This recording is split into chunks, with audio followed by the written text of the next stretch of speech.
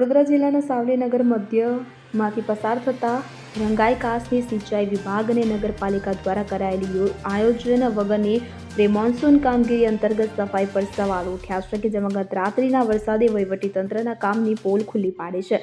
સાવલીમાં ઉપરવાસમાં આવેલ mobile tank, જાવલા સહિતના સિંચાઈ તળાવોના ઓવરફ્લો પાણી અને ખેતરોના વરસાદી પાણીના નિકાલ માટેનો વર્ષો જૂનો રંગાઈ કાસ આવેલ છે કે જે સાવલીનગર મધ્યમાંથી પસાર થાય છે અને પ્રતિવર્ષ ચોમાસા પહેલા સિંચાઈ વિભાગ અને નગરપાલિકા વિસ્તારમાં નગરપાલિકા દ્વારા જેની સફાઈ કરાતી હોય ત્યારે આ વર્ષે પણ આયોજન અને સંકલન વગર કરાઈ હતી કે તેનો ભોગ રંગાઈ કાસ કિનારે વસતા નગરજનો બની રહ્યા છે। જિલ્લામાં સૌથી ઓછું એટલે કે ચોમાસાની સિઝનનો કુલ 309 mm વરસાદ નોંધાયો છે, ત્યારે ગત રાત્રે ફક્ત 54 mm વરસાદ વરસતા જૂના બસ સ્ટેન્ડ, શાક માર્કેટ પાસે, મેઘદૂત ટોકીઝ પાસે, ભાથીજી મંદિર સહિત ભાદરવા ચોકડી સહિતના વિસ્તારમાં પાણી ભરાયા છે। રંગાઈ કાસમાં વિપુલ માત્રામાં કચરાના કારણે અનેક નાળા બ્લોક થઈ જતા હાલમાં પણ પાણી અવરોધાય છે કે જે પ્રી મોન્સૂન કામગીરીના કરાયેલા કામની પોલ ખુલ્લી કરે છે। ત્યારે હજુ તો ચોમાસું બરોબર જામ્યું નથી। જો વધારે એક ધારો વરસાદ પડે તો વિકટ પરિસ્થિતિ માટે કોણ જવાબદાર તે પણ પ્રશ્ન લોકોમાં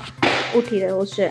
સાવલી નગરમાંથી જે રંગાવકાસ મધ્યમાંથી રંગાવકાસ જાય છે, પ્રી મોન્સૂનની જે કામગીરી રંગાવકાસની સાફ સફાઈ કરવાની જે દર વર્ષે કરવામાં આવે છે, આ વખતે કરવામાં આવી પણ જે જગ્યાએ જરૂરી છે ત્યાં કરવામાં ના આવી।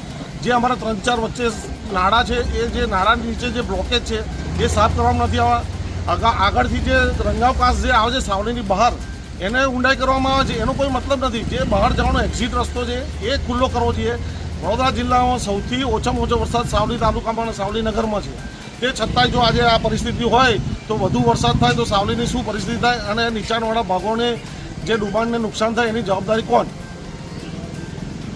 ઇકબાલ લુહાર સાથે CN24 ન્યૂઝ સાવલી। હવે જુઓ દેશ દુનિયાની તમામ ખબરો તમારી આંગળીના ટેરવે। ઉઠાવો મોબાઈલ અને Google Play Store પરથી ડાઉનલોડ કરો અમારી CN24 ન્યૂઝ મોબાઈલ એપ।